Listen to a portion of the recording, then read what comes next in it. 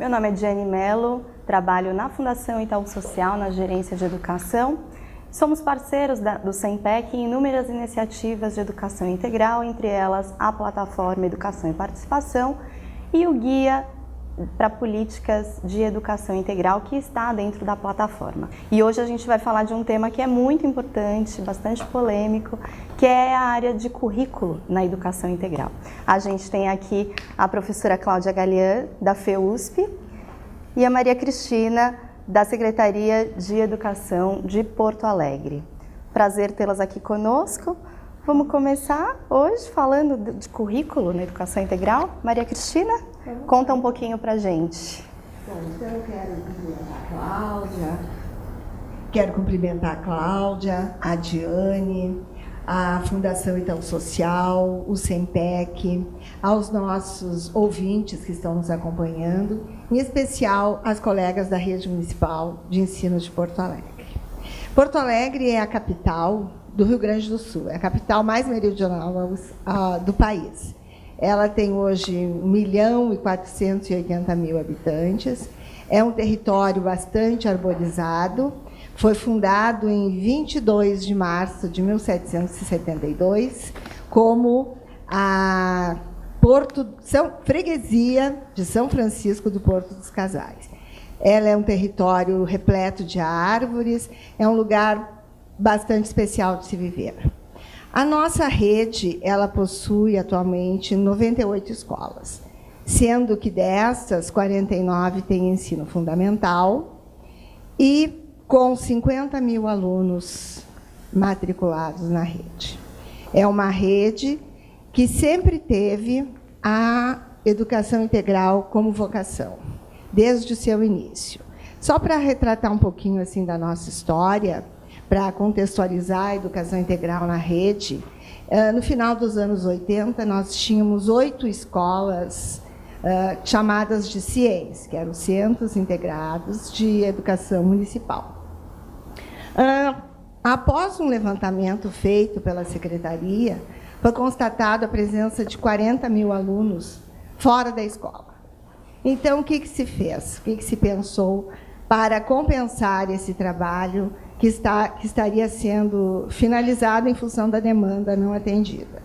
Foi criado o Programa de Atividades Alternativas Complementares, que seriam atividades desenvolvidas por professores da rede e oferecidas de forma alternativa, mas sistemática, aos alunos. Então, eram atividades de educação física, de artes, de línguas estrangeiras. A partir disso, então, se iniciou esse trabalho e que deu origem a grandes projetos que permanecem até hoje na rede. Depois disso, nós tivemos assessoria de programação curricular também, que seriam atividades oferecidas no transbordamento do currículo. Então, depois que todas as atividades ditas, não é, oficiais e dentro do currículo, nós teríamos esta oferta para os alunos. O que aconteceu? Essas atividades foram sendo desenvolvidas, não é, no turno inverso, e as escolas ofereciam de diferentes maneiras, conforme a disponibilidade, o interesse dos alunos. Após isso, em 2006, nós tivemos a primeira escola 100% integralizada, lá em 2006. E também em 2007, nós tivemos o primeiro convênio. Por que eu falo de convênio? Porque na rede nós temos diferentes arranjos que oferecem a educação integral. Nós temos convênios, instituições conveniadas com a Secretaria Municipal de Educação. Nós temos oferta de projetos que são oferecidos e organizados pelos professores, né, do quadro, pelos professores da rede.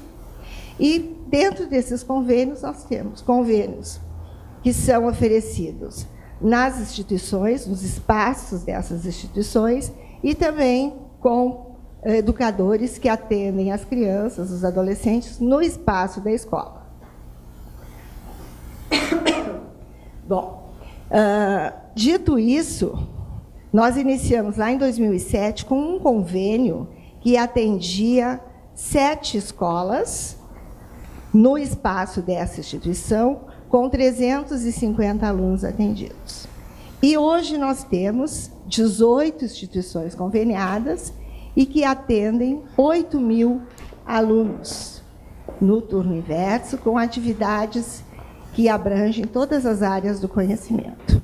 Em 2007, o primeiro convênio que atendia as crianças com educadores presentes no espaço da escola, ele inicia atendendo 9 escolas, e eram 700 alunos.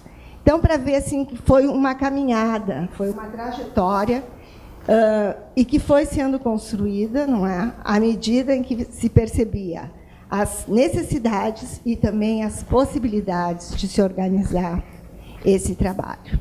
Os projetos que são oferecidos dentro da escola, com professores da rede, como é que eles acontecem?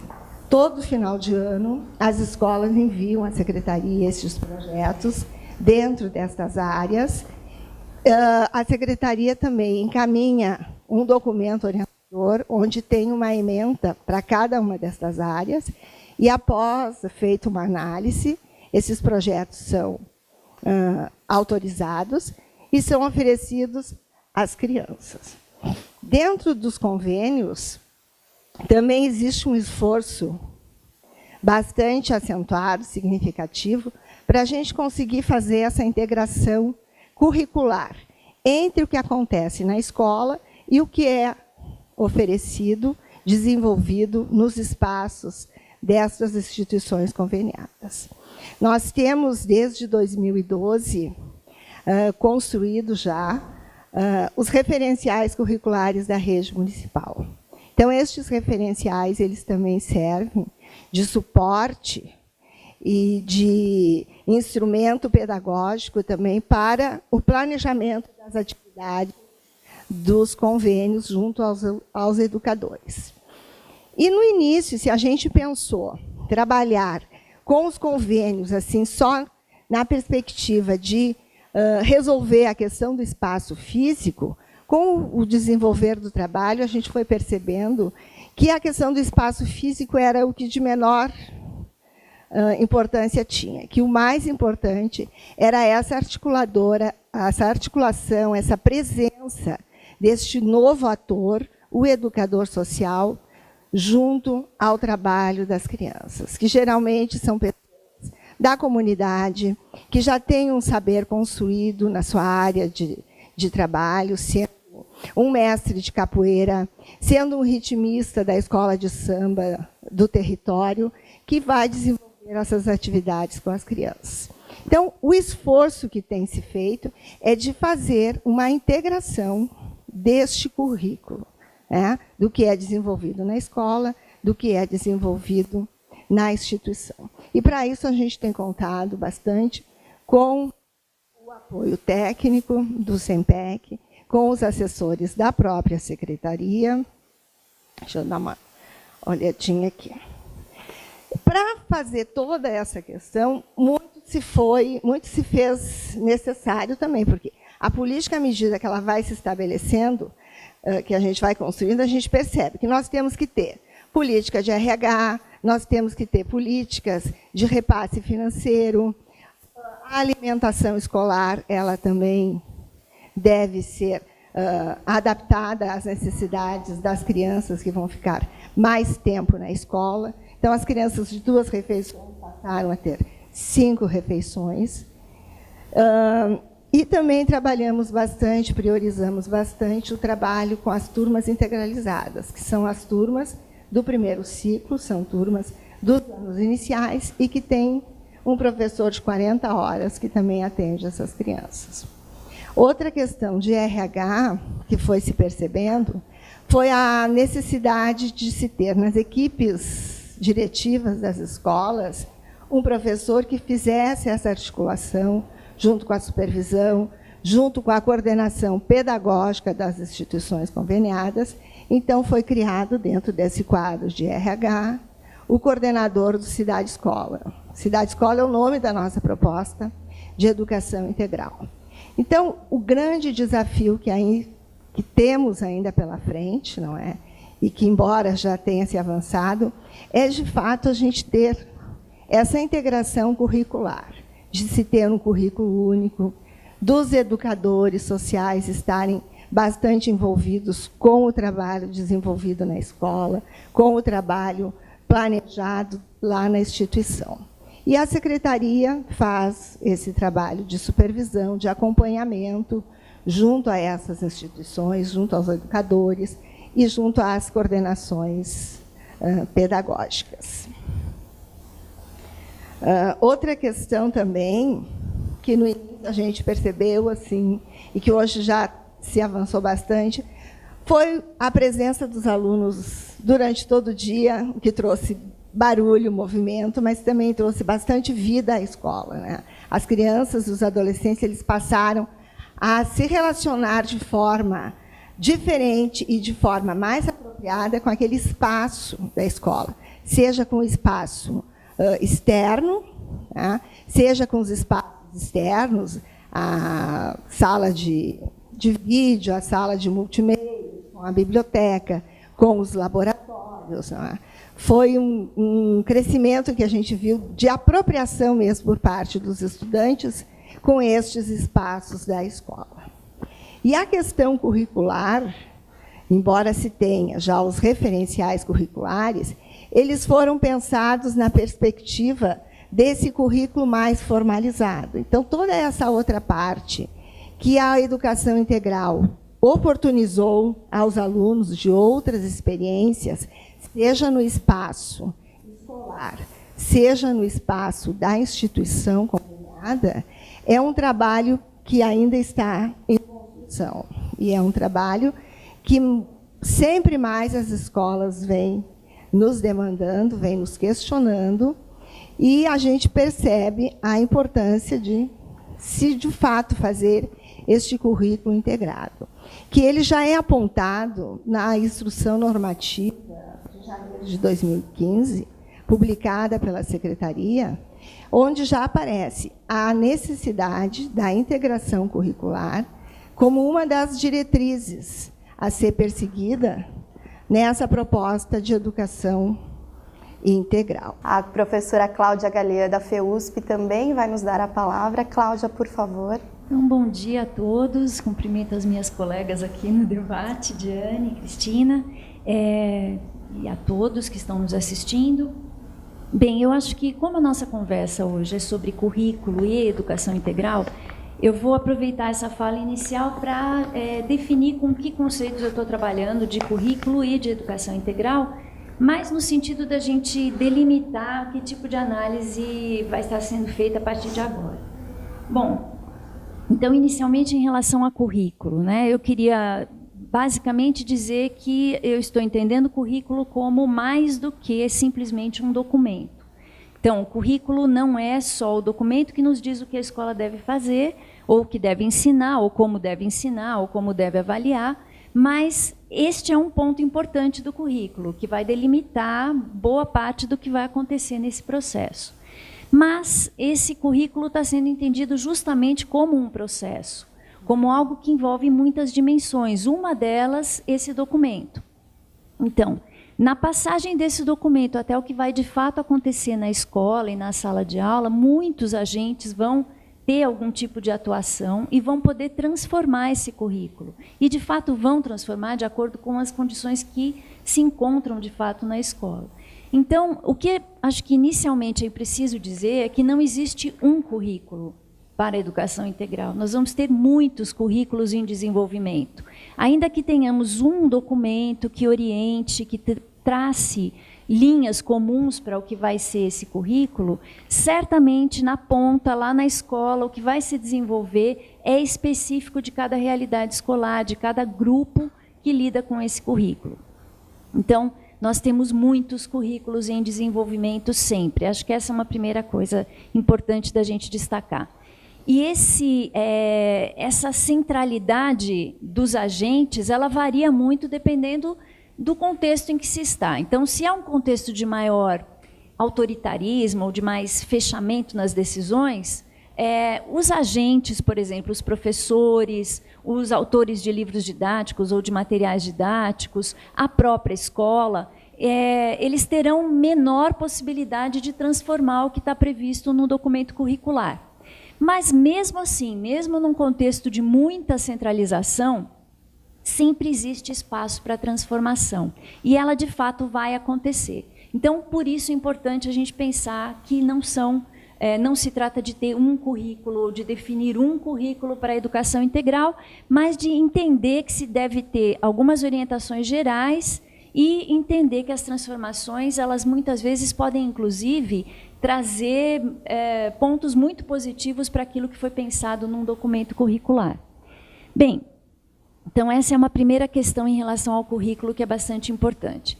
Em seguida, eu queria falar um pouquinho sobre como a educação integral vem sendo entendida no Brasil. Então, acho que não é de hoje, já é algo já de meados do século XX, que a gente tem aí um entendimento ou pelo menos uma vinculação da ideia de educação integral a uma ideia de extensão do tempo de professores, alunos, dentro da escola. E, de fato, de 2000 para cá, a gente vem tendo muitas experiências em termos de extensão da jornada escolar. Essa vem sendo uma grande característica das iniciativas em torno da educação integral no Brasil. E isso vem sendo justificado de duas maneiras, essencialmente. A primeira delas seria estender o tempo para melhorar a qualidade da educação. Então, algo voltado para aquilo que a escola já faz. A gente pensa num currículo estendido no tempo para que a gente possa cumprir com maior qualidade a dinâmica e a função que se atribui à escola. Uma outra perspectiva inegável é a ideia mais de que a escola poderia ser um lugar de proteção às crianças e jovens em estado de vulnerabilidade social, que também está presente em muitas iniciativas. A maneira como você entende isso vai certamente impactar no currículo dessa escola integral, ou dessa educação integral. Então, por exemplo, só para a gente ter uma ideia de como essas tendências vêm sendo analisadas do ponto de vista acadêmico, nós temos alguns pesquisadores, como, por exemplo, a professora Lígia Marta Coelho, que vai indicar que a gente tem dois tipos de experiências, basicamente. A gente poderia agrupar as experiências em duas categorias. Uma delas seria de escola em tempo integral, e a outra seria de aluno em tempo integral. São duas perspectivas bastante distintas, né? Então, escola de tempo integral seria a ideia de você ter a centralidade na função da escola. Então, se a gente entende que a escola tem uma função de dar recursos para a compreensão de mundo, a ampliação dessa jornada na busca por uma educação integral serviria para buscar condições de que essa função, de fato, seja cumprida. A ideia de aluno em tempo integral, ela já vai pensar numa perspectiva mais ampla de formação desse aluno, que extrapola o contexto escolar. Então, nesse caso, a centralidade não está na escola e na sua função, mas na formação do aluno. Bom, se a gente pensar a educação integral como a formação do sujeito de uma forma multidimensional, né? Então, tentando contemplar todas as suas dimensões, cognitiva, afetiva, cultural, científica, enfim, todas as dimensões, parece que a ideia de aluno em tempo integral é mais interessante do que de escola em tempo integral. De todo modo, eu acho que tem aí uma potência muito grande, mas tem também um risco. Porque quando a gente tira da escola a centralidade da sua função, o risco é que as ofertas todas que serão feitas para complementar o currículo da escola possam, de alguma maneira, também obscurecer a função dessa escola. E até, em alguns casos, negar aquilo que, de fato, a escola deveria cumprir para toda a população escolar. Em especial para aqueles que não vão encontrar nenhum caminho para chegar ao conhecimento que a escola disponibilizaria sem ser por parte da própria escola. Então, acho que aí tem uma questão importante. Pensar em aluno em tempo integral tem um potencial muito grande da gente entender que ele é formado para além da escola. Não é só a escola que é responsável pela formação integral desse sujeito. Por outro lado, o risco é a gente trazer muitas atividades diferentes, sendo complementares àquela escola que já se conhece, e, a partir disso, a gente perder de vista o que seria, de fato, a função da escola, ou perder a oportunidade de repensar esse currículo escolar, inclusive estranhando determinadas práticas que se devem unicamente à tradição do trabalho da escola, não tanto àquilo que vai ser benéfico à formação dos alunos, mas àquilo que dá segurança a professores, gestores e aos próprios alunos, mas que precisa ser revisto. Então, pensar numa educação integral, especialmente pensar numa extensão de tempo para fazer essa formação integral, ela é um desafio no sentido de que nós temos que ter algum cuidado com a função dessa escola, trazer outras questões, outros campos de experiências para além daquilo que a escola vem oferecendo, mas sem perder também de vista aquilo que a escola deve, de fato, cumprir como papel social. Então, esse eu acho que é o grande desafio. Não há nenhum problema, e muito pelo contrário, há todo o potencial quando a escola se abre para outros espaços. De fato, não há a menor necessidade da gente pensar numa formação integral dentro de uma única instituição, dentro da escola. Quer dizer, a escola tem seus limites, tanto espaciais, quanto de recursos, quanto das próprias experiências que ela pode proporcionar. Então, abrir a escola para essas outras experiências, abri-la para o ambiente externo, para as práticas sociais externas a ela, é algo muito enriquecedor. Mas a grande questão é como é que a gente faz isso de forma articulada, sem perder de vista o que é a função social da escola. Acho que essas são questões importantes que eu gostaria que a gente mantivesse atenção durante o debate. Enfim, acho que eu tenho várias coisas que eu gostaria de falar, mas acredito que ao longo das trocas com as perguntas a gente consegue ter mais, enriquecer um pouco mais essa argumentação. Mas só resumindo a minha entrada inicial, eu quero dizer, primeiro, do entendimento de que currículo não é nunca uma questão única, definida, fechada, ainda que se tenha claramente uma opção por definir uma base comum, por exemplo, para o currículo. Certo? Então, ainda que a opção seja essa, o que vai se desenvolver de fato lá na escola nunca será exatamente o que está no documento. Então, por mais que se tente garantir o comum, o diverso vai aparecer. E essa é a riqueza da relação humana que a escola fomenta. Então, isso não é perda, isso é ganho. Então, nós temos muitos currículos em desenvolvimento o tempo todo. O que se deve ter clareza é qual é o caminho formativo que se escolheu, tanto do ponto de vista mais amplo das indicações federais, estaduais ou municipais, quanto e centralmente das opções que a escola faz. Porque aí está a possibilidade desse currículo fazer sentido. Porque a escola é que sabe, diante das suas condições e do seu público, o que é que pode ser feito e o que é que precisa ser feito para aquele grupo em especial naquele momento. Então, a centralidade, do meu ponto de vista, está no projeto político-pedagógico da escola. Acho que a atenção a isso pode nos resguardar, de alguma maneira, do risco de perder de vista a função social da escola nas iniciativas de educação integral. Certo? Acho que, inicialmente, era isso. Muito obrigada. Muito bom. Gente, para o debate ficar bastante rico, a gente espera perguntas de vocês. Pela plataforma Educação e Participação, vocês podem já fazer algumas perguntas. Eu estou aqui com perguntas que já foram chegando e acho que é importante a gente já ir aquecendo aqui.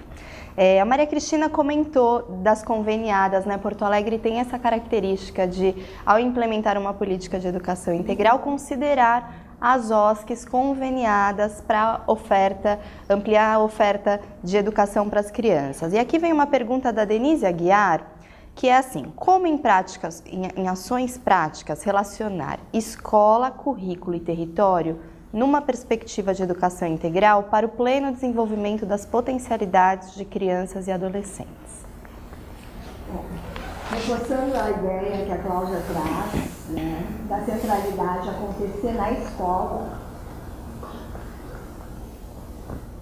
Agora foi. Bom, reforçando a ideia que a Cláudia traz da centralidade dessa discussão, dessa proposta a ser construída na escola, é desta forma que nós entendemos a educação integral na escola, na rede municipal. Então, na medida em que a escola, a comunidade escolar, as instituições conveniadas se sentam, seja através de visitas, de reuniões mais formais, de discussões, de encontros, de debates, de conhecer o trabalho desenvolvido na escola pela instituição, da escola conhecer o trabalho desenvolvido na instituição, é dessa forma que a gente vai conseguir estabelecer essa articulação. Não tem outra maneira a não ser fazendo, conversando, avaliando e refazendo essa trajetória, né? Desta forma, a gente vai conseguir que esse currículo, de fato, ele seja daquela comunidade, daquela escola, construído junto com essa instituição. Não tem outra forma, assim, a não ser fazendo, né? Ter essa vontade e, de fato, arregaçar as mangas e trabalhar. E é assim que a gente tem feito em Porto Alegre, lá desde 2007. Muito bem. Cláudia, eu queria só complementar, acho que a Cristina falou, durante a sua fala, Cristina, você mencionou a entrada, por exemplo, dos educadores sociais na escola e o desafio que isso representa, né? Acho que isso é um ponto importante para se pensar nessas ações, né, do desenvolvimento da ação. Quer dizer, quando a escola opta por se abrir para o mundo, para essas outras práticas, para esses outros conhecimentos que circulam fora, mas tendo centralidade no seu projeto pedagógico, ela, de fato, ela não abre mão dos saberes escolares, mas ela se abre para valorizar outros saberes. E nessa dinâmica, acho que um grande desafio é, de fato, a escola ter a abertura para rever as suas práticas.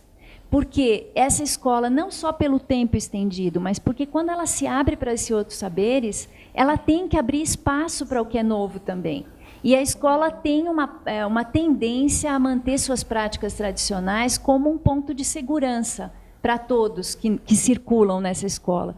Então, qualquer iniciativa no sentido de abrir a escola, tendo essa centralidade no projeto político-pedagógico, demanda uma boa vontade muito grande da escola para entender que outras práticas estão entrando e que sentido essas práticas têm para o projeto político-pedagógico daquela escola, para aquilo que se estabeleceu como plano formativo para aquela escola. Então, é preciso ouvir o outro, o que chega na escola, é preciso entender essas outras práticas, é preciso flexibilizar tempos e espaços, né? Uso de tempo e uso de espaços, é preciso mexer na relação de poder que existe entre os agentes dentro da escola, entre as disciplinas dentro da escola. Então, não é perder espaço para as disciplinas, mas entender que é preciso rever essa estrutura de saberes dentro da escola e de práticas e de discursos. E isso é um grande desafio.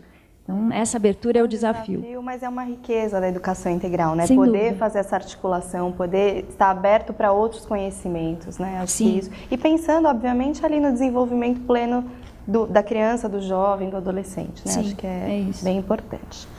A gente tem uma pergunta, Cláudia, da Adriana Salim, que ela é mestranda de Educação da Universidade Católica de Petrópolis. Lá, eles são orientados sempre a escrever dando ênfase ao tempo integral e na perspectiva de se alcançar uma educação integral. Ela diz que definir a abrangência da educação integral parece algo complexo e um tanto desnecessário, posto que ampliar aprendizagens em todas as dimensões do ser humano por si só já traduz seu caráter infinito.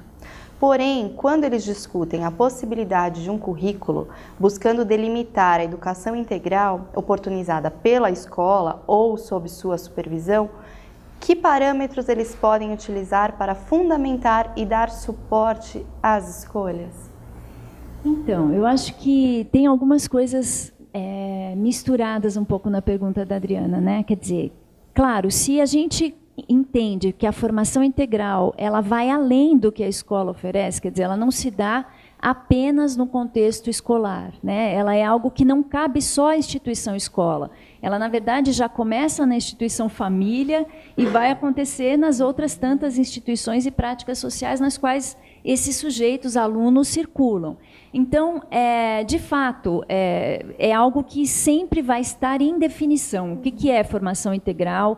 O que é que as pessoas precisam saber para terem acesso a essa formação integral? E essa não é uma resposta única. Ela vai ser sempre flexível também, de acordo com as condições da sociedade em que se vive. A cada momento, o que a gente estabelece como a formação integral, que é considerada legítima, responde às condições da sociedade em que a gente vive, certo? Então, isso não significa que a gente não deva fazer essa discussão, ou que isso seja desnecessário. Isso é importante, deve ser feito o tempo todo, e não só pela escola. Então, acho que esse é um primeiro ponto. Agora, quando a gente centraliza essa ideia de educação integral, pensando em educação escolar, aí a gente tem como eixo central a questão da função social da escola, que também é algo definido segundo as condições de uma sociedade num determinado momento. O que é que, neste momento, se espera da escola? E como é que a gente pode garantir que essa função seja cumprida, acoplando àquilo que a gente conhece como um currículo tradicional, outros saberes que, historicamente, vêm ficando de fora do currículo escolar.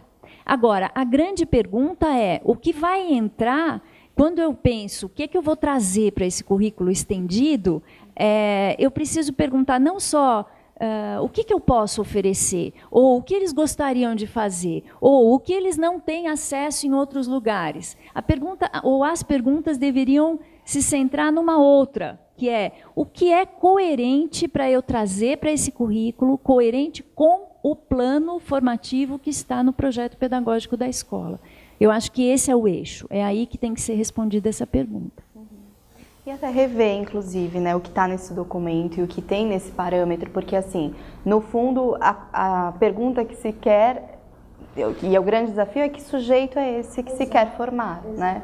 Nessa sociedade, nesse contexto histórico. Acho que tem uma pergunta da Geolange, aqui, que acho que é um pouquinho continuação dessa, que ela pergunta assim: como ampliar o tempo de permanência das crianças na escola, visando a sua formação integral, sem estar caracterizando simplesmente o preenchimento do tempo com outras atividades, ou ainda sem a simples finalidade de mantê-las ocupadas e distantes das ruas? A grande questão, portanto, é o que se pretende com esse cenário educacional, né? O que se pretende com a educação integral? E como ficam essas implicações na discussão para o currículo? Isso. Que acho que é um pouco...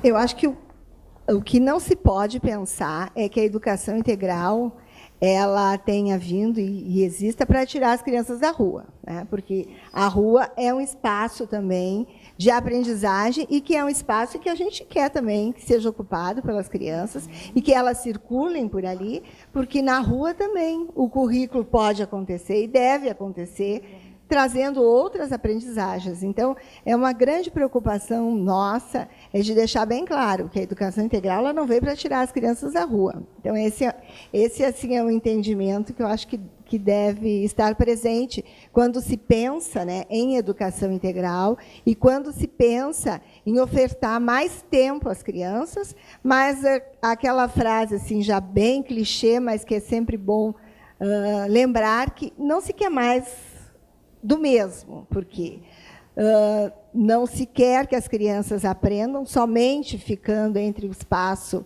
da sala de aula, entre a classe e a cadeira. A gente quer ampliar também estes espaços para fora da escola. E a rua é um lugar também de bastante possibilidade para os nossos alunos, não é? Eu acho que, uma vez que a gente entenda que a escola é um lugar de conhecimento e é um lugar onde é preciso acessar instrumental de pensamento, instrumental conceitual, para compreender o mundo em que se vive, né? Essa pergunta de quais são os conhecimentos necessários para compreender esse mundo, ela vai estar presente o tempo todo e ela tem que estar presente o tempo todo. E ela não tem uma resposta definitiva e nem única. também. Ainda que a gente opte por falar, bom, pelo menos esse conjunto central aqui tem que ser garantido para todo mundo. Mesmo assim, vai ter espaço para outras possibilidades, porque cada escola vai ter uma realidade diferente. Mas é preciso ter clareza do que a gente quer com a escola e do que é que a gente quer com a educação integral. Então, algumas pesquisas vão mostrar que as experiências de educação integral no Brasil, elas de fato vão passar, por vezes, por esse caráter de assistencialismo. Então, são experiências voltadas para a população em risco, ou vulnerável, ou muito carente, que vai ficar num turno inverso ou num turno complementar na escola, de modo a ter acesso a questões básicas que o Estado ou a família não podem prover fora da escola. Então, essa é uma perspectiva, quando você pensa, bom, oferta de educação integral nesta concepção está buscando responder ao quê? Não é a formação integral e não tem a ver necessariamente com a formação escolar, com a função da escola, né? Então, é outra perspectiva, se você pensar no que a gente vinha falando até agora como educação integral. Uma outra possibilidade são experiências que têm um viés mais autoritário. Então, são experiências voltadas para jovens, crianças e jovens, que têm uma preocupação muito grande em tirar essas crianças da rua, para proteger essas crianças da rua ou para proteger a rua dessas crianças, certo? E aí assumindo um caráter autoritário, de prática disciplinar muito fechada e, muitas vezes, já voltada para a formação para o trabalho, mesmo com crianças muito novas. Então, nessa perspectiva, para que está servindo a prática de educação ou os projetos de educação integral? Está servindo para outra coisa. Não é assistencialismo, já é uma outra perspectiva. Tem outras possibilidades que se apresentam por aí, outros projetos, que podem ser classificados como projetos de emancipação por meio da educação integral.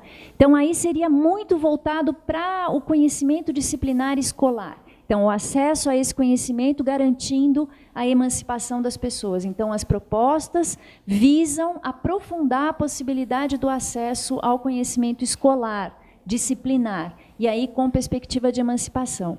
E uma outra perspectiva que eu acho que está mais dentro, tanto da experiência de Porto Alegre, quanto do que a gente está falando até agora, que é uma perspectiva multissetorial de educação integral. Que é aí quando você, de fato, aceita que a formação integral ela extrapola os muros da escola, né? Então, se eu preciso que a escola dê elementos para que eu compreenda o mundo em que eu vivo, para que eu compreenda a prática social na qual eu estou inserida, é claro, faz todo sentido que eu rompa os muros da escola e vá viver experiências fora desse ambiente também, certo? E aí eu acho que essa é uma experiência rica em potencial, muito rica, porque vai trazer possibilidade de você levantar na prática social outros conhecimentos necessários para entender o mundo em que se vive, sempre trazendo elementos para se pensar nesse novo currículo da escola. E aí, mais uma vez, é rica potencialmente e sempre traz no seu bojo um risco, que é a gente fragmentar demais a oferta e perder o sentido da formação integral. Então, acho que é isso. Que muitos municípios, Cláudia, vêm tentando, né, ao longo do tempo e com a temática de educação integral, encontrar uma saída aí para a questão do currículo, né? E ainda mais quando tem outros atores envolvidos, como é que você cria um currículo ali que converse mesmo com essa perspectiva de educação integral? A Dani Costa, ela é do município de Vitória da Conquista, na Bahia, e ela conta pra gente que desde 2008... eles possuem escolas de tempo integral e eles estão caminhando a passos lentos, sem muitos avanços. Ela quer saber, então, por onde recomeçar para promover uma educação integral que não tenha uma proposta pedagógica, sem o currículo das disciplinas diversificadas ou mesmo a regulamentação desse tipo de ensino no município. Então, como é que a gente pode apoiá-la? Olha, a nossa humilde sugestão é que ela comece a fazer. De algum modo, não é? Que comece a fazer, conversando com as escolas, conversando com a secretaria, com as assessoras, e iniciar esse trabalho, respeitando a realidade da escola, não é?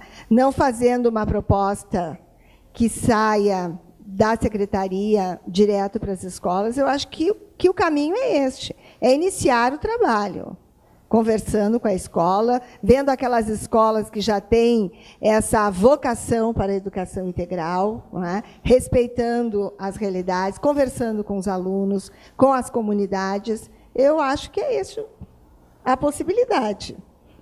Eu concordo e acho que acho que o ponto inicial é rever mesmo o que se espera desse projeto. Então, assim, por que educação integral? Para quê? Então, o município acredita que é importante esse investimento em educação integral. Por quê? Para formar que cidadão? Né? Qual é a perspectiva formativa? Essa clareza é necessária, porque é ela que vai definir o que se vai escolher para compor o currículo dessa escola. Depende da resposta a essa pergunta. Eu quero formar um cidadão mais ou menos crítico, mais ou menos conformado, mais ou menos participante. Como é que é o cidadão que eu imagino formar? Por meio dessas experiências que a gente pretende, de alguma maneira, viabilizar, né? E, então, acho que essa é a primeira questão. Não se pode fazer a inversão de pensar no currículo antes de ter a clareza do que é que se quer formar. Eu acho que esse é o ponto inicial. E aí tem uma questão para a secretaria, que é central. Educação integral é cara. Da onde vem a verba para isso? Não se faz isso sem investimento. Senão, é uma farsa também. Né? Então, é preciso rever as possibilidades, é preciso rever o que se pretende com isso, é preciso rever o potencial para estabelecer convênios, por exemplo, o que se pode oferecer a partir desses convênios e qual é a coerência do que se pode oferecer nesses convênios com o que aquela escola precisa e define que precisa. Agora, a Cristina toca num ponto que é central, é preciso ouvir as escolas, é preciso entender que sentido faz isso para as escolas também. Porque muitas vezes não faz nenhum. Muitas vezes é uma imposição, né? Então, assim, vamos, por exemplo, estender o tempo de professores e alunos na escola. Professores e alunos que muitas vezes já estão esgotados do tempo que permanecem dentro daquela escola.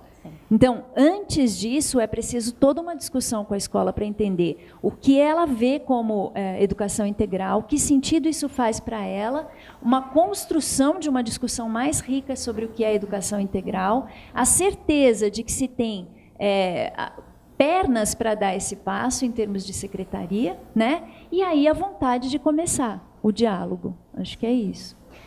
A Eliana Antônia Duarte Monteiro, ela fez uma pergunta que acho que você respondeu parte dela, mas acho que é importante a gente dizer aqui que tratam de dúvidas sobre a educação integral mesmo, né? De como que ela pode ser implantada no município.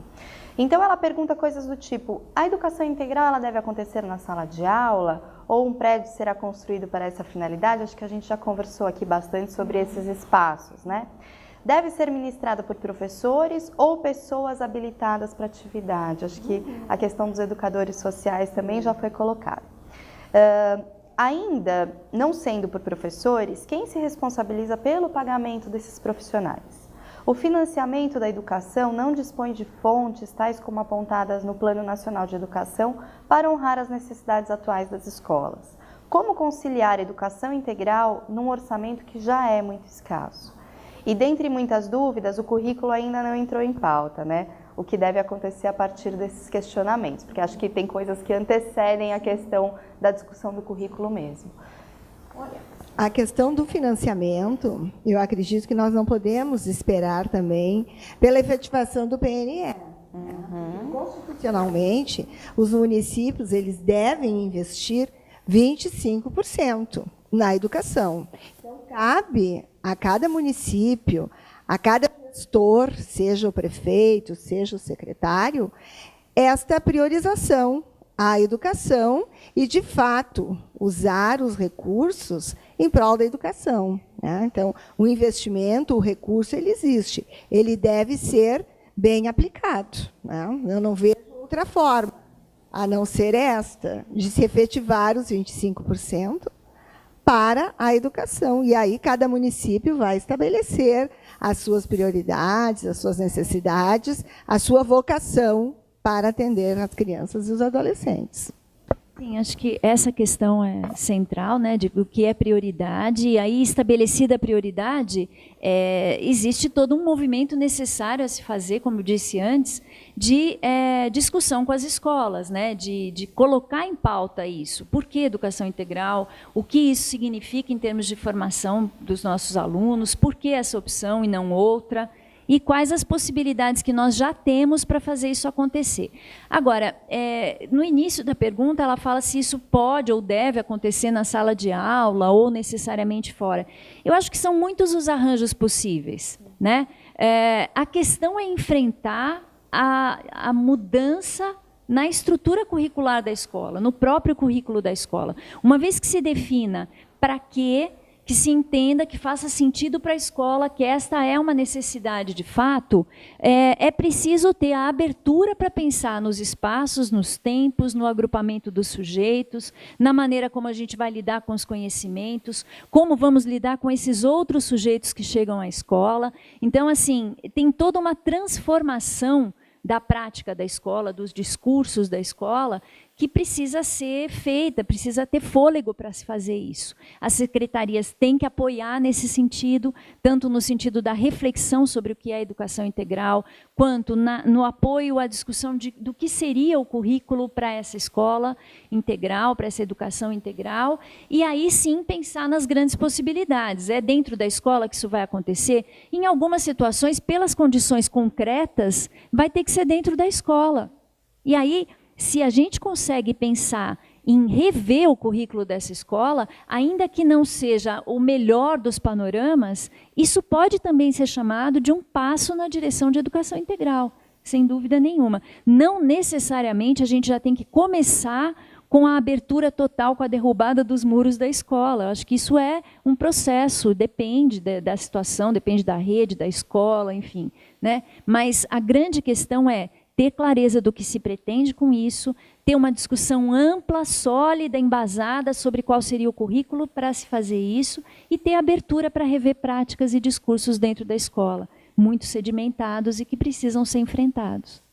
Acho que vem uma pergunta aqui que é bastante provocadora nesse sentido, que é do João Marinho. Ele diz que na semana passada, durante um seminário internacional de jovens e adolescentes no ensino médio, que aconteceu em parceria com o Programa Jovens Urbanos, Unicef e a Secretaria Estadual de Educação de Minas Gerais, o currículo foi bastante abordado e, na perspectiva dos próprios jovens, recebeu muitas críticas no sentido de que eles não são ouvidos na formulação das propostas curriculares. Que acho que tem uma coisa, né, de ouvir as escolas, de ouvir os professores, mas também o quanto que isso chega para o jovem debater o que ele precisa aprender, o que ele quer aprender, né? E a crítica feita por um desses jovens se referiu expressamente à questão da base curricular. Existe mesmo essa dificuldade de levar em conta a visão dos alunos na hora de definir um currículo? E a partir de que momento, em termos de maturidade, convém que essa visão seja levada em conta, né? Que essa partilha de ideias, de concepções seja... que os alunos sejam envolvidos, né? Acho que é um pouco disso que ele pergunta. Olha, falar um pouquinho assim da nossa experiência, né, enquanto rede, e nessa convivência com as crianças e os adolescentes. Eu acho que, independente da faixa etária, desde a educação infantil até o ensino médio, que na nossa rede nós temos apenas 2 escolas de ensino médio, a maioria é educação infantil e ensino fundamental, a criança, sim, ela tem que ser ouvida e ela tem capacidade de apontar, né, aquilo que ela está necessitando. Claro que os professores também, dentro da sua função, vão estar fazendo esse trabalho, mas a criança, desde pequena, ela tem que ser ouvida, seja nos momentos da famosa rodinha na educação infantil, seja nos conselhos escolares, nos conselhos de alunos representantes de turmas, e ouvindo. Nós fizemos, há uns 2 anos atrás, uma pesquisa com os nossos alunos, onde podemos ouvi-los e ver as suas necessidades, as suas intenções.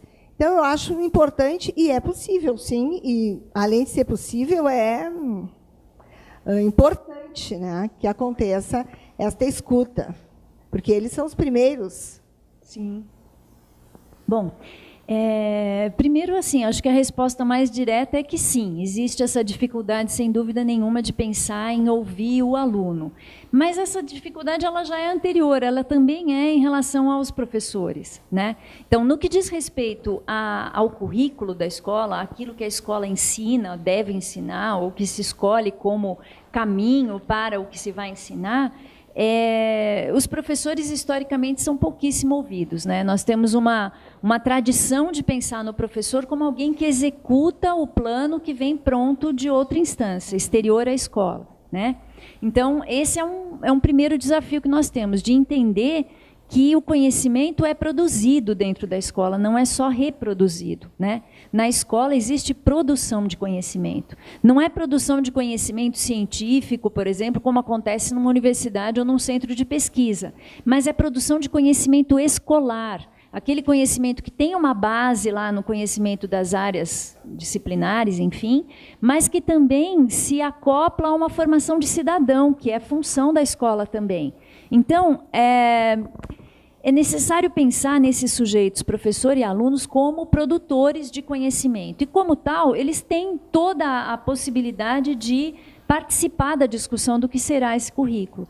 E isso em todas as idades. Mas a questão existe um núcleo central aí de formação sobre o qual é difícil um aluno dizer o que deve ser feito. Ou seja, não dá para você também, ainda que seja um jovem, adolescente no ensino médio, não dá para você entregar na mão desse jovem toda a escolha curricular do que ele vai aprender. Então, o que você considera importante aprender, o que você gostaria, o que você quer, isso é parte da conversa. Agora, tem uma parte que ele, até pelo fato dele não ter a vivência ainda, ele não ter um conhecimento mais amplo dos campos de conhecimento, ele não tem como dizer o que ele quer aprender em determinadas coisas, porque ele tem um limite da experiência cotidiana, da experiência diária, que lhe permite enxergar até um certo ponto.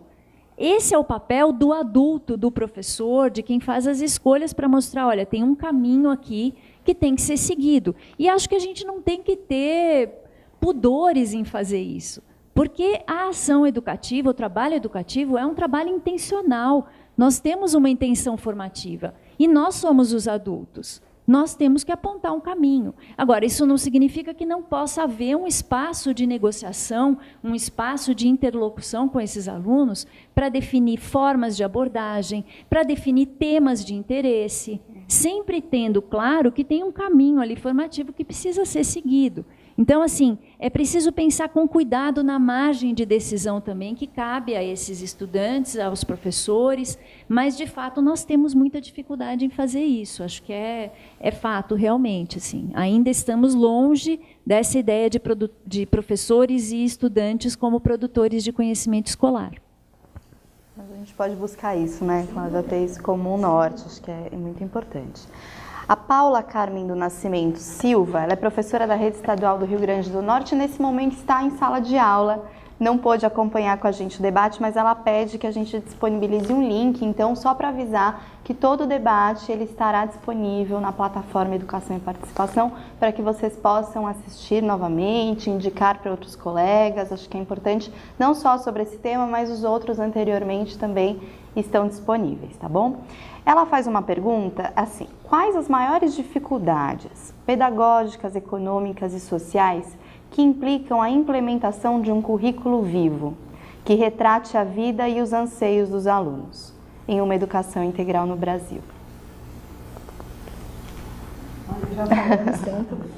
Acho que as maiores dificuldades, depende, porque muitas vezes algumas escolas trazem a dificuldade do espaço, a dificuldade de RH, a dificuldade de recursos financeiros. Então, as dificuldades, elas existem, mas se elas existem, eu acho que a gente tem que começar a trabalhar e procurar alternativas, seja usando outros espaços, seja usando o parque da escola, se for o parque da comunidade, se for questão de espaço físico, seja buscando outras parcerias, reivindicando recursos, não é?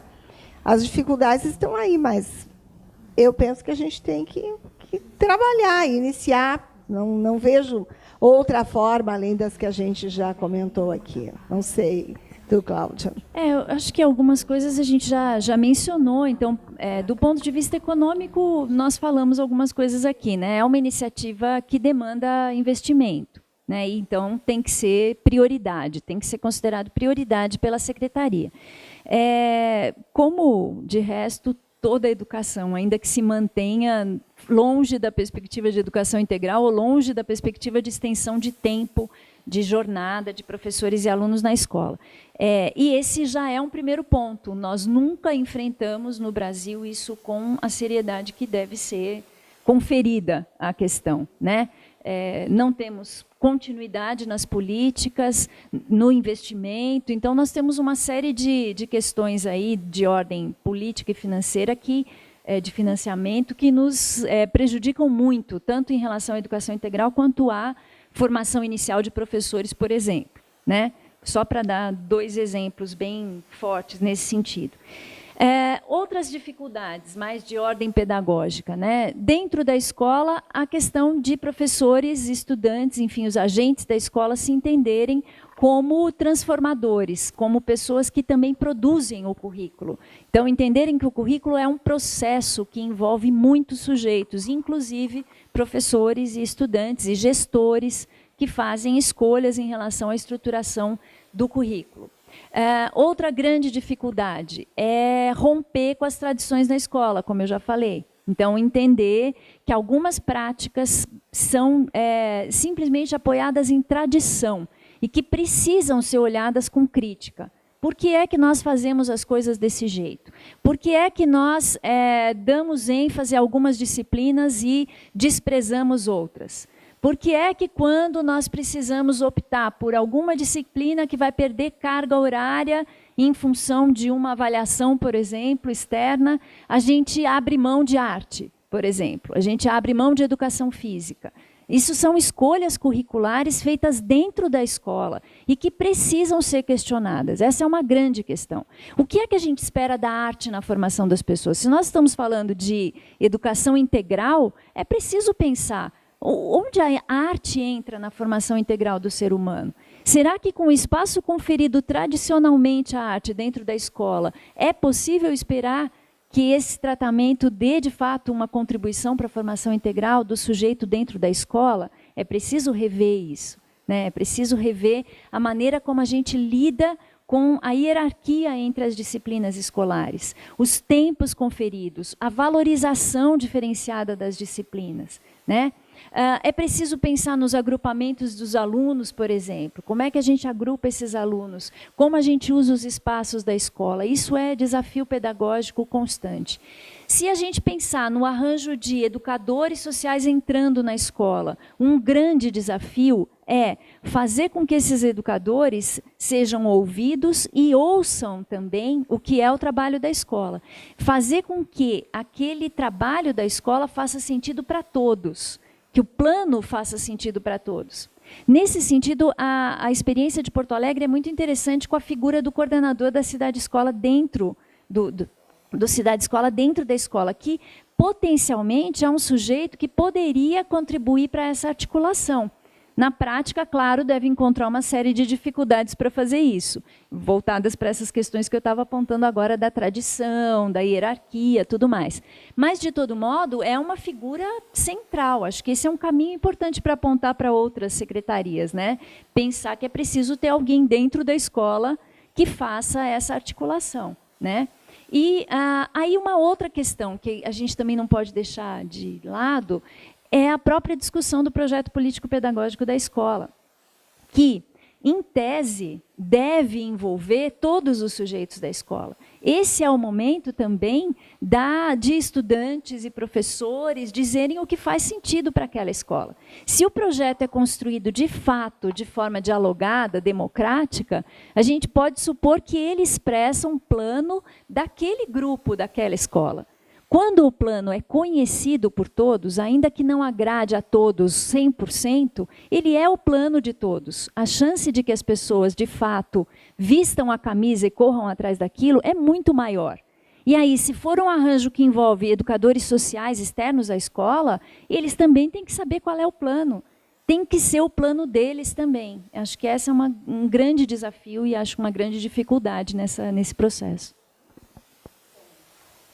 Bom, a questão do currículo a gente vem discutindo bastante, né, atualmente. A gente sabe que hoje, coincidentemente, está sendo lançada em Brasília a segunda versão do documento da Base Nacional Comum. Pois é, né? Bem adiantado, né? Quer dizer, se a gente já podia criticar antes o fato do processo ter levado um tempo absurdamente estreito para qualquer discussão, agora nós temos a segunda versão, que era para sair em junho, saindo agora. Pronta. No final de abril já estava circulando em alguns meios. É algo assim, no mínimo, discutível.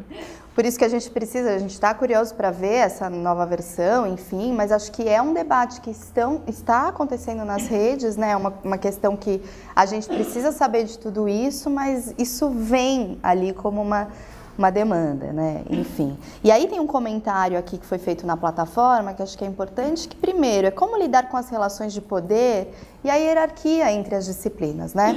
Que se estabeleceu na escola para implementar um currículo que valorize de fato todos os saberes presentes na comunidade. A gente sabe que a base ela não vai trazer isso, ela não cita a educação integral, ela até ali no documento preliminar falou em desenvolvimento integral, mas de uma forma aí muito ampla, né? Então a responsabilidade também das redes de garantirem esse currículo mais diversificado. Queria que vocês comentassem um pouquinho isso. De fato, a base, ela confirma a segmentação, né? Que é uma coisa que a gente luta para superar e que a educação integral traz essa grande contribuição, mas, infelizmente, a base, eu não conheço ainda a segunda versão, não sei se ela avançou nessa questão da educação integral, porque na primeira não aparecia.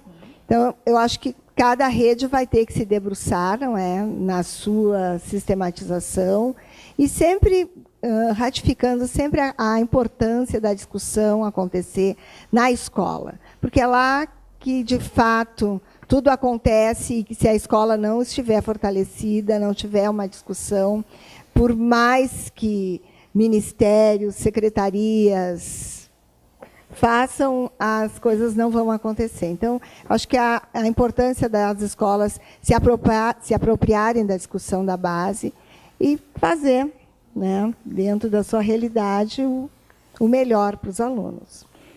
Eu acho que essa questão da base, ela assim, não é a primeira vez, a gente já viu esse filme, né? Essa forma de apresentar, essa forma de discutir, que, por mais que se diga que levou em consideração a escola e o que faz sentido para a escola e para os seus sujeitos, a própria questão do tempo de discussão já nos mostra que não é possível levar em consideração toda essa diversidade que caracteriza o nosso país num tempo tão curto de discussão. Então, isso já depõe contra, eu acho, né, o documento. A outra grande questão é que, se fosse um documento que se coloca como, de fato, um núcleo central, algumas linhas gerais, coisas que não se pode perder de vista em cada área de conhecimento, o que precisa ser garantido, sem dúvida nenhuma, é algo necessário. A gente tem que ter clareza de qual é o plano, para onde se vai, por meio de que conhecimentos a gente tenta chegar no cidadão que se pretende formar. Mas o problema é quando isso é detalhado ao extremo, ou quando isso assume um tom de ou muito próximo de uma preocupação com avaliações externas, que é uma crítica que se faz a esse documento. Então, se ela é uma base apenas, ela supõe que haja um espaço para a parte diversificada, e ela, de fato, assume isso, né? A parte diversificada do currículo, que seria o lugar da peculiaridade da escola, do contexto, do grupo. Só que, se isso vem atrelado de forma muito estreita a resultados em avaliações externas, se perde essa possibilidade da diferença, do tom específico de cada escola. Sempre vai acontecer a transformação, mas a pressão sobre a escola vai ser muito maior. E aí o que me preocupa é que essa pressão, ela significa mais dificuldade para a escola que queira lidar com essa perspectiva de rever seu currículo, lidar com essas práticas, com essa tradição, com essa hierarquia, fica muito mais difícil diante de uma pressão tão grande por resultados em avaliação dos alunos. Assim. Então, acho que isso é um desfavor que se faz. Porque não o fato de se optar por ter uma base, não é isso, mas o fato de se optar por um texto tão atrelado a questões outras pressões aí sobre a escola. Acho que a gente tem que, né, discutiu muito essa questão da priorização de alguns conteúdos, de algumas disciplinas em detrimento a outras. Quer dizer, existem disciplinas que são mais importantes. Acho que essa é uma preocupação, né? Assim, como é que é o que você falou, tem que discutir isso dentro da escola. Qual é a disciplina que eu privilegio naquele contexto, para aqueles alunos, né? Acho que naquele momento, naquela situação, claro, que não, naquele momento, naquela situação que não vai ser a mesma. Exatamente. Todos os dias do ano, e todos os anos, e nem todas as escolas. Então, a base, assim, ela é muito detalhada. É muito detalhada. Assim, é um exagero. E se, de fato, a pressão é muito grande em relação às avaliações externas, o problema não é a avaliação externa, né? Mas o que se atribui a ela, na verdade. Se essa pressão é muito forte, ela já aponta para uma priorização de 2 disciplinas em especial, língua portuguesa e matemática. Então, isso já dificulta muito o caminho que uma escola que queira rever a hierarquia entre os saberes escolares, qual a margem que ela tem para propor um currículo que não vá priorizar essas disciplinas, ou que, pelo menos, vá dar um peso um pouco mais parecido às diferentes vertentes aí do conhecimento. Bom, e aí tem uma pergunta aqui, que foi um comentário também, mas acho que é importante, porque quando a gente pensa num currículo novo, ou que foi discutido com professores, como é que a gente pensa na formação de professores e educadores para implementar essa educação integral? E aí vem aqui uma pergunta específica para Porto Alegre. Como é que Porto Alegre já avançou em relação a essa formação? Bom, então a gente tem trabalhado bastante, bem intensa, voltada para os educadores sociais, que nós temos assim uma diversidade bastante grande, bem significativa desses educadores. Como eu já mencionei, nós temos educadores que são mestres em capoeira, educadores que nasceram no movimento hip hop, outros que são ritmistas, são mestres de escolas de samba, e temos pedagogos. Então, é uma diversidade bastante grande. E, desde 2014, a gente vem trabalhando com esses educadores com formações sistemáticas, encontros sistemáticos, reunindo por região da cidade ou de forma geral com todos, indo nas instituições, fazendo também formações e encontros específicos lá naquela instituição, não é? Então, é um trabalho assim, grande, mas necessário. Estes educadores, eles trabalham com os nossos alunos, né? Eles também são responsáveis pela formação dos nossos alunos. Então, entendemos que também é compromisso da secretaria a formação destes educadores, trabalhar com eles, porque não basta a instituição tem a sua visão, tem a sua organização, tem a sua gestão. Mas a secretaria também é responsável por esta formação, de fazer a supervisão, e, nesse sentido, assim, quero aqui agradecer mais uma vez ao SEMPEC, que tem nos ajudado já estamos no 3º ano fazendo este trabalho, além do trabalho já desenvolvido com as coordenações pedagógicas, em articulação com a Secretaria Municipal de Educação. É um trabalho assim gratificante e surpreendente, porque quando a gente vê a forma destes educadores se relacionarem e como eles se manifestam em relação aos nossos alunos, assim, é muito gratificante. Nós fizemos um trabalho onde eles tinham que responder algumas perguntas, né, do que estava bom, do que não estava bom, do que tinha que avançar. E, para nossa surpresa, o que veio dos educadores assim, foi o segmento que mais mostrou preocupação com as crianças e os adolescentes. Então, é assim muito gratificante em ver a comunidade, porque são pessoas residentes nas comunidades próximas das escolas e que estão se inserindo na formação deste público, que são as crianças e os adolescentes. Acho que também não se pode esquecer da questão da formação inicial dos professores, que precisa ser revista também nesse sentido, né? Se a gente começa a pensar que a formação escolar ela precisa se abrir para a compreensão de outros saberes, especialmente para uma perspectiva mais relacional entre os saberes na formação dos estudantes, é necessário também pensar em como os professores estão sendo formados, que é numa lógica muito semelhante a essa que a gente vinha falando da hierarquia entre as disciplinas. A gente tem, na formação inicial de professores, um mesmo peso diferencial para as disciplinas que são valorizadas na escola, e uma formação bastante estanque dentro das disciplinas, né?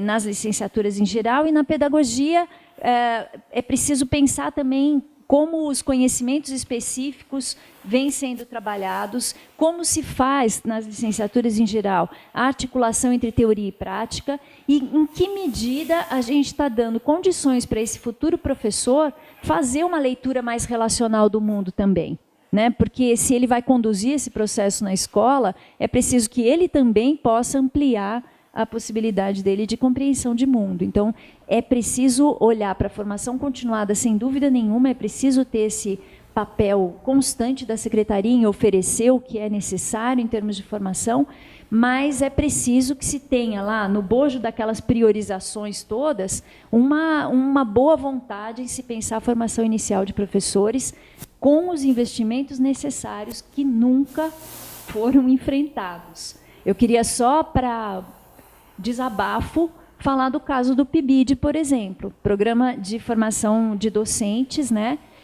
Programa Interinstitucional de Formação dos Docentes, Iniciação à Docência, um programa muito interessante do MEC com a CAPES, que vinha articulando a universidade com a escola básica, com bolsas para os professores na escola básica, bolsa para os estudantes de licenciatura e para os professores na universidade, com realmente condições para que esses sujeitos se reúnam e discutam as questões da prática, e que vem sendo desmontado desde o final do ano passado para cá, e que agora foi surpreendido com um novo edital, que muda completamente o caráter do programa, que deixa de ter centralidade na formação inicial do docente e passa a ser um programa de apoio às escolas para aumento do IDEB. Há quem brinque que agora ele virou o PIDEB, não é mais o PIBID. Então, assim, isso é algo muito sério para a gente pensar em investimento com continuidade, com seriedade na formação inicial de professores. E o Mais Educação está dentro, né? Deste programa integrado, né? Sim, então, sim. Mais algum motivo para a gente se preocupar. Pois é, sem dúvida. Muitos desafios. Muitos. Gigantescos. Gigantescos.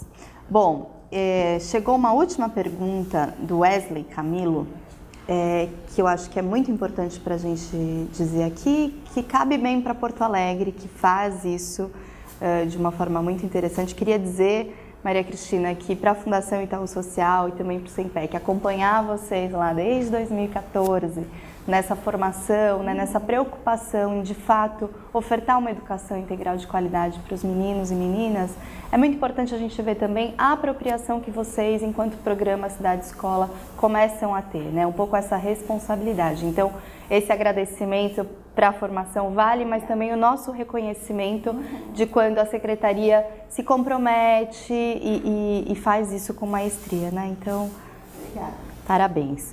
Olha lá, quando pensamos no currículo da educação integral, não podemos esquecer que as OSCs também realizam educação integral. Sendo assim, escola e OSCs precisam dialogar e começar também a pensar num currículo coletivo. Acham importante ou seria uma utopia? As utopias, elas estão aí para buscarmos, né? Então, não é tão utopia, porque a gente vem trabalhando nessa perspectiva. Claro que ainda temos muito a fazer, muito a trabalhar, mas é possível. na medida em que se tem a vontade, que temos as pessoas, temos os atores, temos os espaços, e se eles ainda existem, se eles ainda não existem, a gente tem que criá-los, né? Esses templos, esses espaços. Então, é bem possível, né? Isso já vem sendo feito.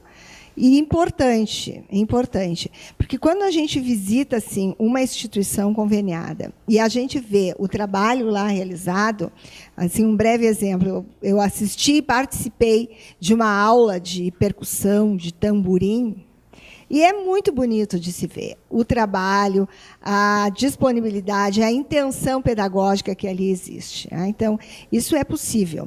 E lembrando que, em 2013, né, a gente passou meio ano assim, namorando até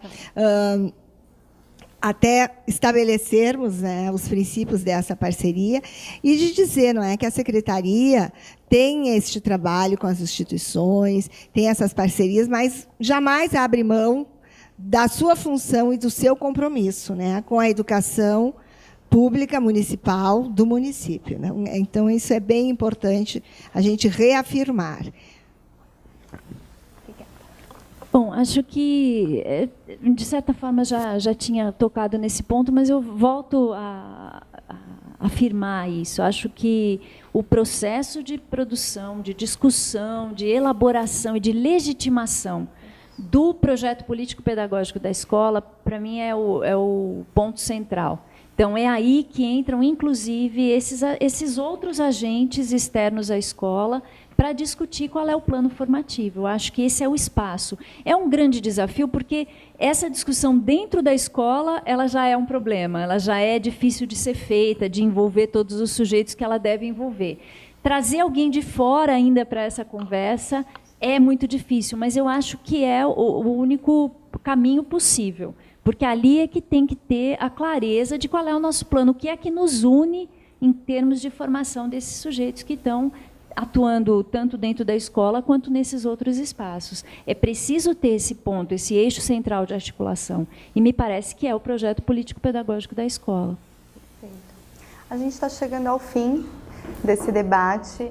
Eu espero que ele tenha contribuído, né, para as reflexões, para as decisões, né, e que a gente sempre está aqui promovendo esse tipo de discussão para que a gente possa cada vez mais implementar a educação integral de qualidade nos municípios e nos estados brasileiros. A gente vem ao longo de mais de 20 anos contribuindo para esse debate. Acho que nessa parceria OSC Escola, desde o Prêmio Itaú Unicef, né, a gente vem chamando a atenção para essa importância dessa articulação, considerando, obviamente, o papel social da escola, mas um pouco também outros atores da sociedade que são tão responsáveis quanto para a educação integral de meninos e meninas no nosso país. Eu vou pedir para que vocês façam as considerações finais de vocês, mas vou chamar a atenção para que muitas perguntas que foram enviadas, a gente não teve tempo para discutir todas, elas vão ficar na plataforma Educação e Participação. Vocês podem entrar e o convite que eu faço é que esse debate continue virtualmente, né? Que vocês possam colocar, demonstrar, colocar as experiências de vocês para que outros municípios, outros estados também conheçam. Isso é muito importante, o canal está sempre aberto aqui. Vamos lá, meninas, considerações Só finais. para lembrar que uma escola nossa recebeu o prêmio junto com uma instituição que escreveram de forma conjunta, né, o projeto desenvolvido e foram premiados. Então, eu queria dizer que, assim, que a educação integral, ela trouxe à escola a possibilidade dos nossos alunos em terem contato da sapatilha de balé com o linóleo, o saque de uma raquete de tênis, o deslizar de um taco de hóquei, o dedilhar de uma tecla de piano, a flauta. E o mais importante, eu acho que ela reafirmou aos nossos alunos, às nossas crianças e adolescentes, a possibilidade, a capacidade que eles têm em aprender, nas suas aprendizagens, né? Porque eles são a razão primeira de todo o nosso trabalho.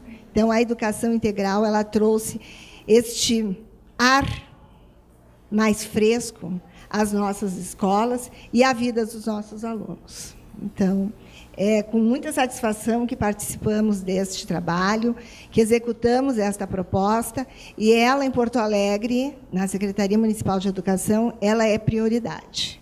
Então, espero que tenhamos contribuído, que outros municípios invistam e se lancem nesse desafio, porque, com certeza, ele só trará benefícios aos nossos alunos, aos nossos estudantes. Obrigada, Fundação Itaú, ao SEMPEC, à Cláudia, essa oportunidade de conversar um pouquinho com os educadores, com os professores do nosso país. Obrigada. Bom, para finalizar, eu quero agradecer e cumprimentar a Fundação Itaú e o SEMPEC pela iniciativa desse debate e pela todas as iniciativas voltadas para a educação integral, cumprimentar a Secretaria Municipal de Porto Alegre pelo projeto, por todo esse desenvolvimento que a Cristina pôde nos contar um pouco aqui hoje. Agradecer mesmo essa oportunidade por estar aqui trocando umas ideias com vocês, agradecer as perguntas, enfim, e, de fato, voltar na questão de que é difícil, é desafiador, traz riscos, mas que é preciso pensar no que é que nós priorizamos, o que é que nós esperamos com a educação integral, o que é que nós precisamos garantir para que isso possa ter possibilidade de fato acontecer e quais são os grandes desafios para as escolas e para as secretarias no sentido de caminhar nessa direção. Então, agradeço muitíssimo a oportunidade, espero também ter contribuído para a reflexão de todos vocês. Obrigada. Obrigada, Cláudia. Obrigada, Maria Cristina. E a gente se vê aí no próximo debate. Obrigada pela participação de todos.